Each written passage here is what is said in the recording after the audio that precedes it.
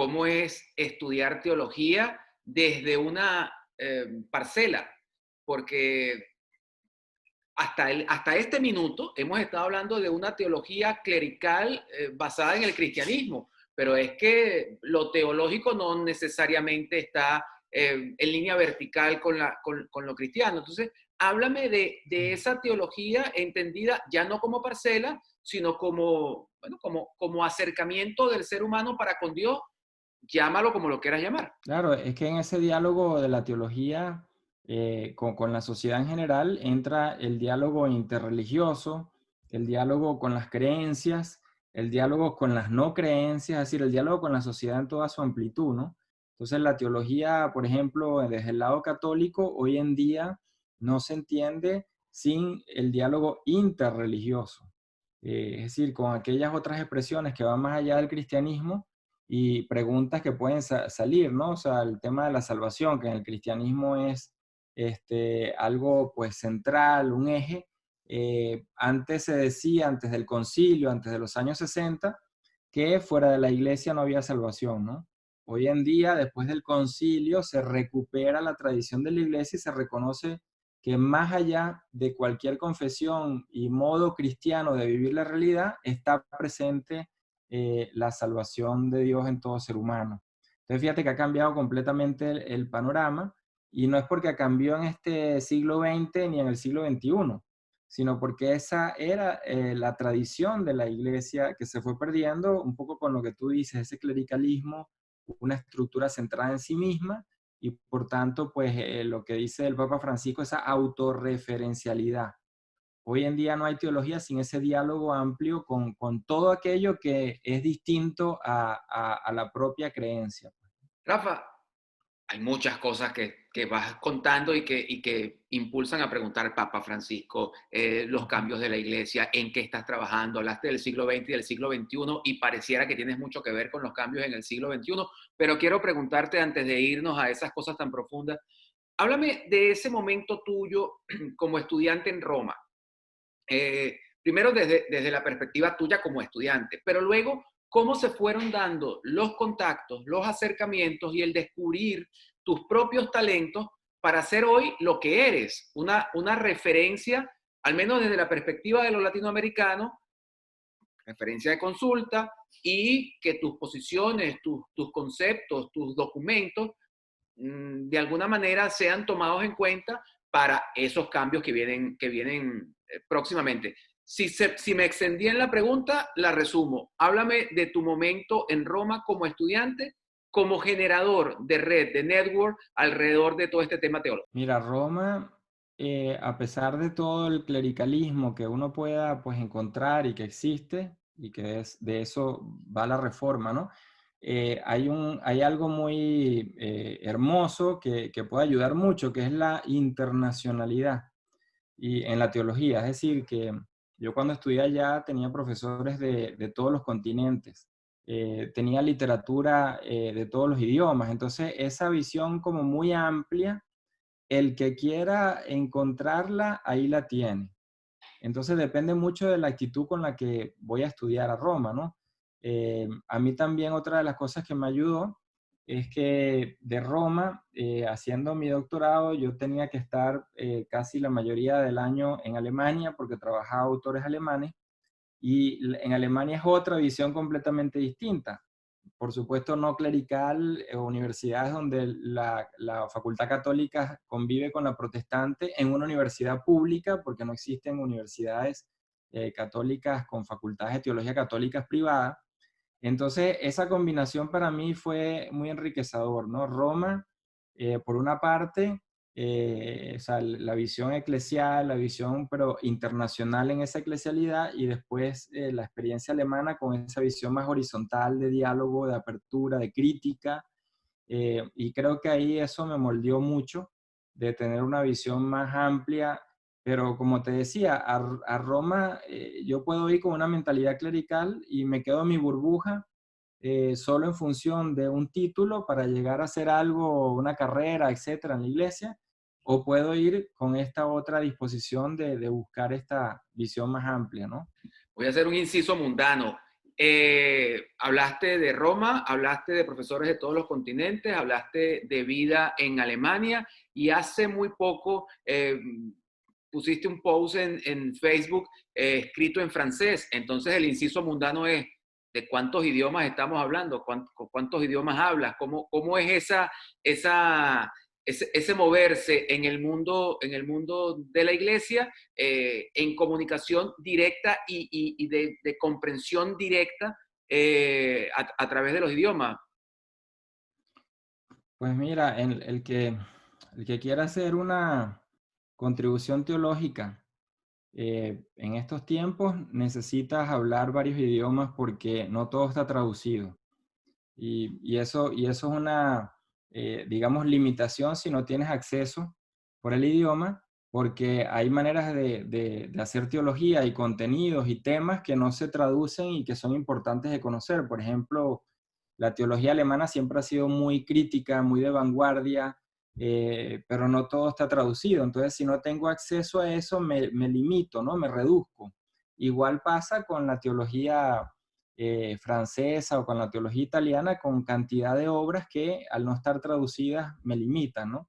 Y por otra parte, una de las cosas que yo encuentro pues más ricas en la teología es que esa diversidad, esa internacionalidad es propia del quehacer teológico. O sea, tú no lees una obra de un teólogo que no tenga citaciones de distintas fuentes en distintos idiomas, porque es parte como de la reflexión. O sea, el diálogo es parte de la reflexión. Me imagino que esa es como el nivel superlativo del lenguaje académico. O sea, todo, tú lo Sí, ves en las cartas pastorales de los obispos. sí. Cada línea y media son 3 o 4 citas o del Evangelio o del Concilio o de alguna otra carta pastoral anterior. Rafa, en ese acercamiento desde Alemania, ¿eso te sirvió para entender el pensamiento del Papa Benedicto? Es decir, entender cómo Benedicto XVI, perdón, comprendía la iglesia y su visión. Y la pregunta te la hago, uniéndola rápidamente con esta película reciente de los dos papas, que intentó poner en contraposición a Benedicto XVI con el Papa Francisco. ¿Cómo aprendiste a entender a uno y cómo entiendes al otro? Sí, bueno, no podemos relacionar directamente Benedicto con todo lo que significa pues la teología o la iglesia en Alemania. Digamos que es una manera de ver una parte y que es una parte que no siempre ha sido la más de vanguardia o más crítica. De hecho, pues otros obispos alemanes en su momento, no solo ahora, después que fue papa, sino mucho antes cuando era secretario de la congregación, prefecto de la Congregación para la Fe, ya había muchas diferencias entre él con otros obispos y teólogos alemanes. Entonces es como una de las líneas, pues, ¿no?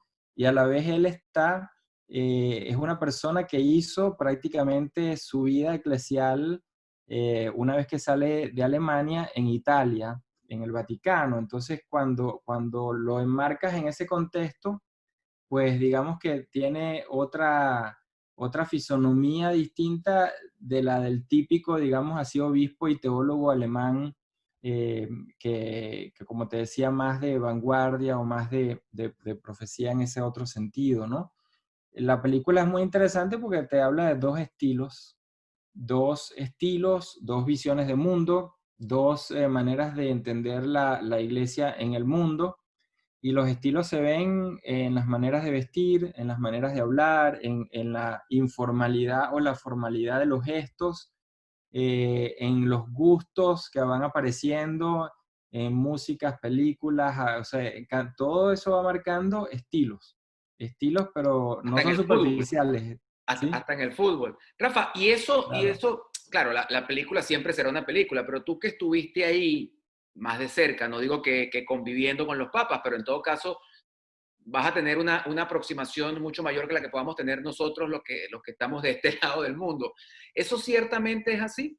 Eso que se ve en la película con esos estilos marcados y esa visión tan marcada, con tanto intento de demostrar que uno es diferente del otro, ¿ciertamente es así? ¿O hay más bien Sí. ciertos niveles de acercamiento conceptual? Sí, de hecho, bueno, una de las cosas que hay que entender que la iglesia ha sido prácticamente una especie de monarquía con cortes, es decir, con estilos de vida y de vestimenta que marcan todo eso que se llama el clericalismo, ¿no? Entonces, no podemos sacar eso del estilo, digámoslo así, cuando se analiza a un papa, a otro papa, a un obispo, a una opción de la iglesia en general. Entonces, cuando digo los estilos de los dos papas, me refiero a toda una concepción de iglesia que se trasluce también hasta en la manera de ser y de vestir. O sea, no simplemente estilos de lenguaje, sino toda la mentalidad, por ejemplo, ¿no? Toda la Dale, manera de pensar. otro inciso que parece interrupción, pero hay Sí, que tratar de, intento tratar de aterrizar algunos claro. conceptos aquí. Cuando tú dices maneras de vestir del Papa, ¿a qué te refieres? Si siempre hemos visto al Papa con una indumentaria blanca de arriba abajo. Sí, bueno, fíjate que Benedicto vuelve a usar las zapatillas rojas, por ejemplo, ¿no? Este, trajes que eran usados por pontífices anteriores a él, que remitían un poco al imaginario del preconcilio antes de los años 60, y eso marca pues todo un estilo donde él, bajo su pontificado, la idea que tenía era la de recuperar esa evangelización de Europa y en el fondo era como un regreso a la cristiandad perdida, ¿no? Entonces, ese es un estilo eclesial que bueno, muestra que hubo un fracaso en la iglesia que termina con todo el tema de los escándalos que lo lleva a la renuncia. Pero no podemos quitar que, bueno, por más de 20 años, desde los años 80, pues hasta que Benedicto prácticamente renuncia, entre Juan Pablo II y Benedicto hay todo un sistema de restaurar una visión de iglesia de la cristiandad, o sea, un sistema clerical, un sistema jerárquico muy enfatizado, el laico solo a través de los movimientos eclesiales o la pertenencia en la iglesia. Entonces, toda esa visión marca un estilo eclesial, ¿no? Francisco propone ahora otra manera que va más en coherencia al espíritu del concilio. Eh, Yo quiero que me hables de eso, entre otras cosas, porque tu actividad está muy focalizada en eso que está haciendo el Papa Francisco y además en algunos cambios. Además, utilizaste un término que llama mucho la atención y que a algunos les puede causar un poquito de piquiña, eso de la reforma. Los que estudiamos bachillerato entendemos la reforma como un movimiento, bueno, ligado al cisma, que también estuvo por allí, ¿no? Entonces, pero quiero que cuentes, si sea modo de anécdota, lo que significó la elección del Papa Francisco, porque tú estabas en Roma, no estabas eligiendo, no estabas dentro del cónclave, pero ciertamente estabas allí y tuviste una visión también distinta sobre lo que significó la elección del Papa Francisco en ese momento, la rapidez con la que se dio, etcétera. Háblanos de eso y luego sí pasamos a cómo el Papa Francisco está liderando unos cambios, unas reformas, incluyendo hasta la posibilidad de que hombres casados puedan ser ordenados sacerdotes y no se sabe qué pasaría con el tema de la mujer. Mira, Francisco llega a una iglesia que, como decía anteriormente, institucionalmente vivía un fracaso, ¿no? Un fracaso me refiero del modelo de cómo se gestiona, de cómo se administra, de cómo se desenvuelven las relaciones internas, laicos, obispos, papados, o sea, todo este sistema lleva a un fracaso que es la llamada crisis de los abusos. Y Francisco llega con el nombre ese, Francisco, porque apunta hacia un cambio que va en el regreso a las fuentes. O sea, San Francisco de Asís, en su momento, simboliza ese regreso al Evangelio. Entonces, Francisco, como papa, el nombre, ¿no? Ayuda a comprender que la iglesia necesita una vuelta a las fuentes. ¿Por qué? Bueno, porque perdió en muchos de sus aspectos el horizonte, ¿no? Hacia dónde tenía que ir. Entonces, como papa a la vez latinoamericano, asombró a muchos, porque bueno, nunca había habido un papa latinoamericano, pero además, más que eso, porque generalmente la iglesia latinoamericana trae un talante muy pastoral, muy social, y Muy de eso él, misión, ¿no? Muy de ¿ah? misión, muy de misión, Muy de de ser misión. misionero. Exacto, y eso se conecta con, digamos, con la vida social de los pueblos de una manera muy, muy concreta. Pues lo podemos ver en el caso de la iglesia en Venezuela, que es una iglesia muy metida en la realidad de las comunidades, ¿no? Hay otras iglesias que no.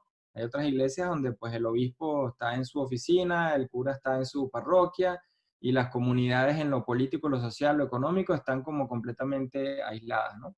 Entonces Francisco llega en un contexto de crisis, hace una propuesta con una visión que llama él de iglesia en salida, o sea, la iglesia estaba muy metida hacia adentro, ahora hay que salir, salir significa no ir a buscar al otro que se fue, y eso es lo interesante, sino salir significa una iglesia que tiene que exponerse desde su propio pecado, desde su propia vulnerabilidad, y dejarse convertir por el otro que está afuera.